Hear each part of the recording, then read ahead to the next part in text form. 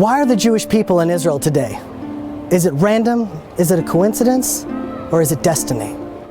What's happening in Israel today is the culmination of Jewish history. For almost 4,000 years, the Jewish people have been living on faith. Faith in prophecies given thousands of years ago. Promises that seem irrational, promises that seem almost impossible. Every prophecy dependent on the next. If one isn't true, none of them are true. Every single one of them is coming to pass in our lifetime. Every single one of them.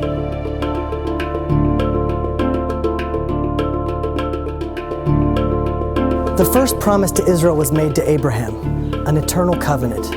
And I shall establish a covenant between me and you, and between your offspring after you throughout their generations, as an everlasting covenant.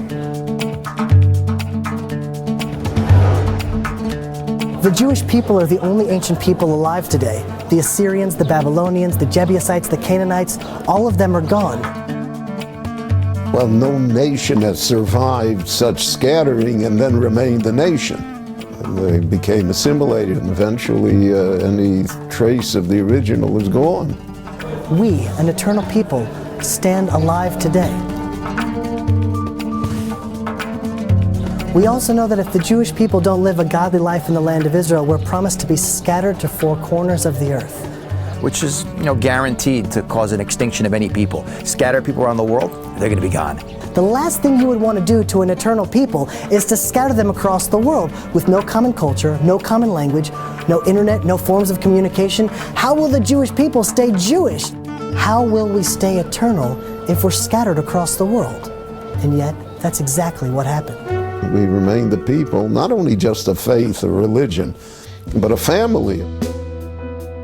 God will scatter you among the peoples, and you will be left few in number. The most recent census numbers the Chinese people at 1.3 billion, plus or minus 12 million. 12 million, that's the entire number of all of the Jewish people worldwide.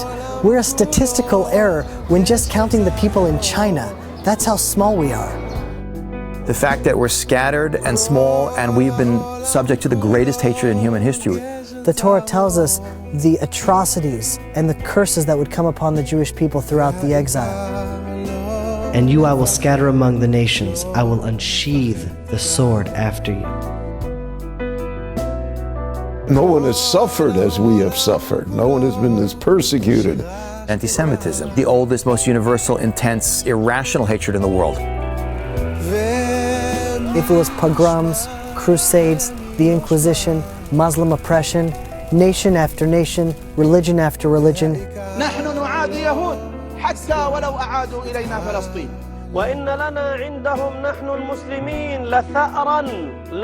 the persecution we faced has always transcended all logic and rational thought. When we were poor and destitute in the shtetl, we were hated for being parasites. When wealthy, for being money grubbing. One thing that we could always rely on is that there would always be a reason, a pretext to hate us. And despite all the persecution, not only have we survived, but we've thrived. Now imagine that, a tiny, persecuted, scattered people. Out of all nations, how are they supposed to shift global consciousness?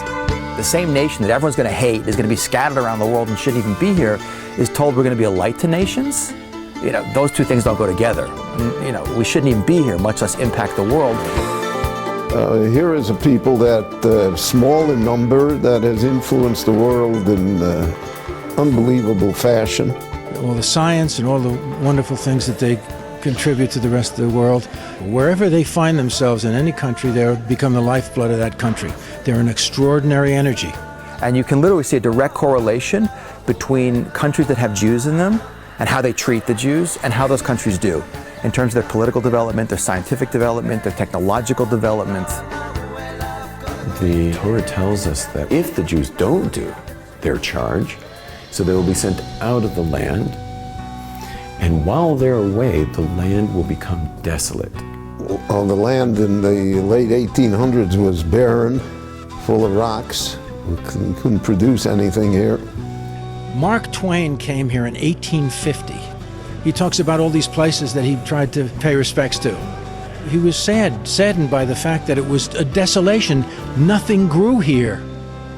The land would lay desolate, and your foes who dwell upon it will be desolate. Now, to understand the impossibility of that promise, you have to understand the geographic map of biblical Israel. All the ancient pathways cross through Israel. Every empire throughout the last 2,000 years tried to settle the land of Israel. Babylonia, the Persians, the Medes, the Greeks, the Romans, the Ottomans, the British, all of these empires with all of their wealth and all of their resources tried, and all of them failed. So you think land is land. Either it will be fertile or desolate. Either it will bear fruit or not.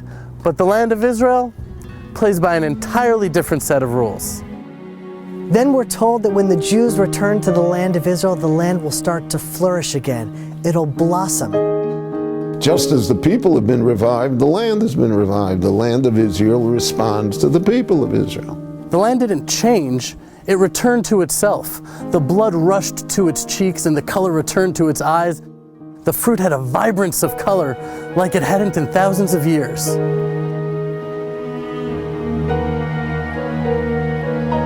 And the Jewish people, we've returned to ourselves as well. We're finally tending the soil and working the land once again. It's a living miracle. Those people who spent their whole lives irrigating and digging an oasis out of this desert.